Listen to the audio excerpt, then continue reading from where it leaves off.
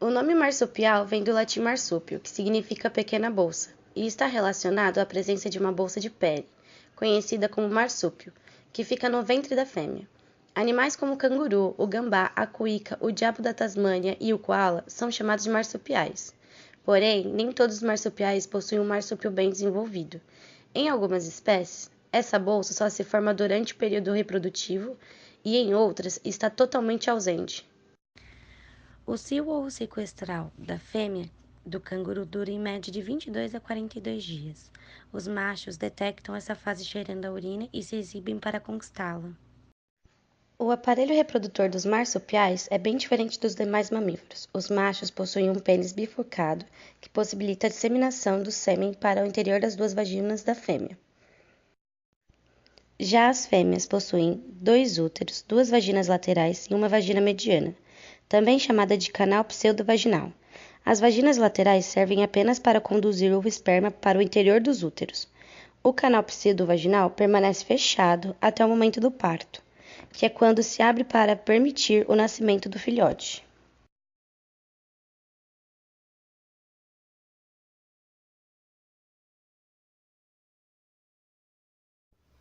Após a penetração, o próprio fluido seminal do canguru cria uma tampa elástica espessa, que bloqueia temporariamente a passagem vaginal, permitindo que apenas os próprios espermatozoides passem, impedindo assim a passagem de esperma de todos os pretendentes subsequentes. Para os espermatozoides que conseguem passar, o caminho não é único, pois o canguru possui 3 vaginas. A passagem vaginal se divide, obrigando-os a seguir um dos caminhos. Nesta etapa, a divisão não importa, pois os canais se convergem. No entanto, pouco depois a rota divide-se novamente. Neste momento, a escolha do trajeto é crucial. Após a fertilização que ocorre na ampola, no período de 24 a 48 horas, a célula começa seu processo de divisão, ou seja, a clivagem, no qual ocorre a formação de inúmeras células pequenas, os blastômeros. A primeira clivagem ocorre aproximadamente de 11 a 20 horas após a fecundação. Já a segunda clivagem ocorre após o período de 2 a 3 dias. Do terceiro ao quinto dia, o embrião passa pelos estágios de 8 células com arranjos frouxos e espaço abundante, o de 16 células, no qual ocorre a compactação dos blastômeros, até chegar à fase em que o embrião atinge 32 células. Esta fase é chamada de mórula, na qual o embrião encontra-se com massa interna e massa externa. No processo de compactação, o embrião passa de mórula para mórula compacta, na qual a camada externa das células se diferencia e cria-se uma íntima conexão entre os blastômeros. Do quinto ao sétimo dia, a célula passa de mórula compacta a blastocisto. Neste processo, as células do trofoblasto passam a secretar fluidos para a cavidade do embrião. Este processo é denominado blastocele. Os blastômeros internos posicionam-se em um polo do embrião, formando a massa celular interna. Assim como em eutérios, a linha primitiva surge, criando uma simetria bilateral em um nó em uma extremidade. É por estes lugares que haverá a migração notável de células do exterior para o interior, formando o terceiro folheto embrionário, o mesoderma. Pouco tempo depois, há a formação da notocorda, que formará a coluna espinhal. O mesoderma paraxial, o mesoderma lateral à notocorda, formará os somitos, que no 16º dia já darão origem aos músculos e aos ossos do tronco.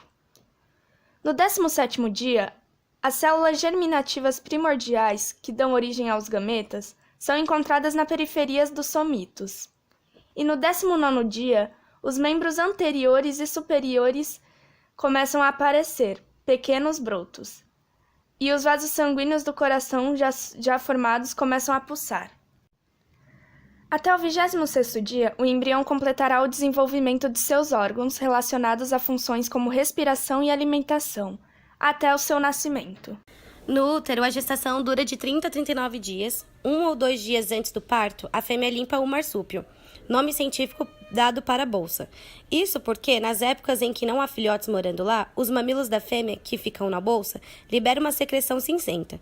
Em preparação para o parto, a fêmea coloca a cabeça na bolsa e lambe essa secreção para retirá-la.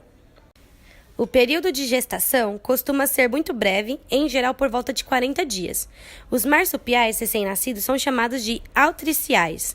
Este nome é atribuído a todos os filhotes que nascem num estágio pouco desenvolvido.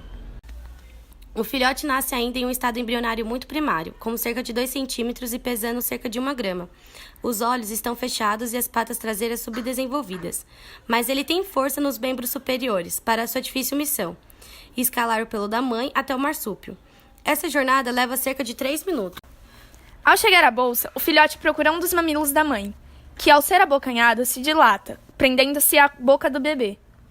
Durante a fase de crescimento, a composição do leite muda para atender às necessidades do filhote.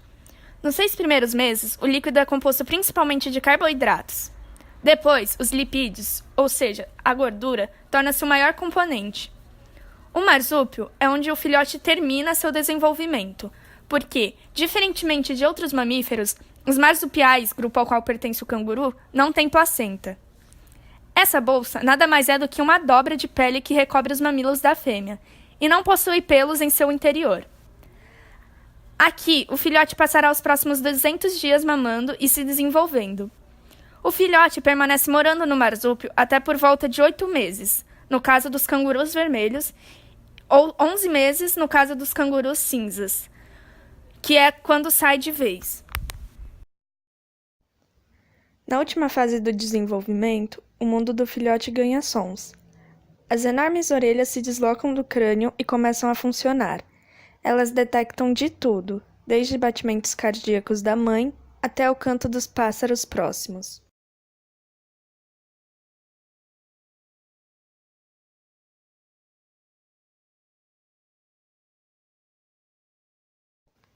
Assim como todos os mamíferos e répteis, o canguru ouve com ossos que originalmente faziam parte da mandíbula.